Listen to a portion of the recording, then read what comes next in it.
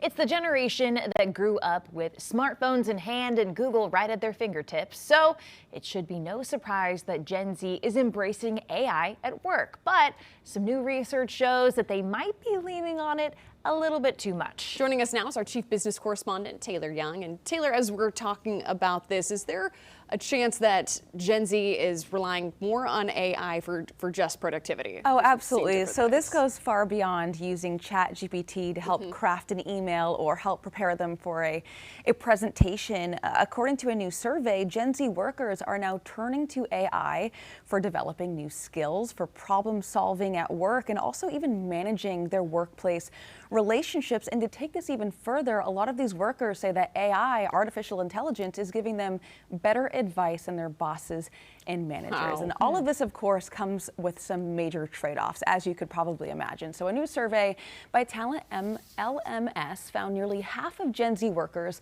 say they'd rather ask AI for help over a manager or coworker, and more than 3 out of 4 workers say AI has already improved their work performance. But of course, there's a flip side to this. Nearly 40% say they interact less with colleagues because they are now turning to AI more, and many fear it's quietly cutting into their growth. And what's even worse, according to a new report by UKG, an HR and payroll company, almost half of Gen Z workers believe their managers don't understand how AI actually works. So what we're essentially seeing is this disconnect with these Gen Z workers and their bosses. And as a result, I mean, Gen Z workers are interacting less with their managers and bosses while ultimately having an impression that they don't even know how to use this technology properly, which, as you could imagine, is leading to a bigger divide and lack of trust. Well, yeah, a perceived or real divide. But what's prompting Gen Z to lean so heavily on AI? Yeah, so while convenience is absolutely part of this, we talked about ChatGPT for being used for emails. That's absolutely part of this. But according to the survey, you know, it's really a lack of confidence in traditional support systems in the workplace. Many say AI, you know, gives faster, less judgmental feedback compared to their bosses, and you know, it's easily digestible information that they can tailor to themselves. So in their mind, they're like, yeah, I'll just ask ChatGPT or another AI platform some questions for work. My boss isn't going to judge me based on what I'm asking. And also, you know, I think that this can be seen as a way of filling the gaps with mentorship and communication where we're lacking.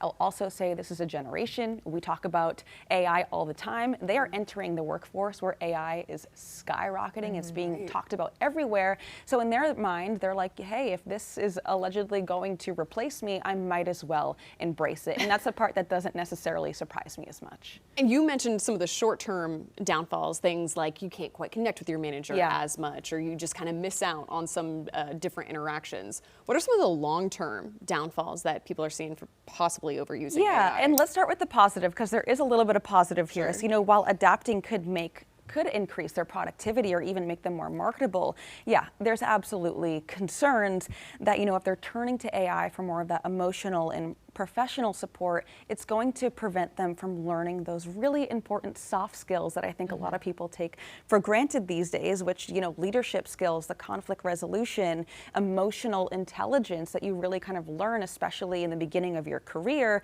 So if you are now learning these skills or going without these skills because you're now leaning on AI, I mean, that could impact their ability to be good employees down the road, get promotions, become leaders themselves. So yeah, I think the fix here, according to some of these experts, is that managers now need to kind of work with their staff on how to use AI responsibly, but also make sure that human interaction is still happening at the same time. We're all navigating through this at the same time. It's just interesting to see how the different generations are kind of responding to it. Well, yeah, and I think that if you ask different generations, they can kind of see a gap in the, shall we say, interpersonal relationships.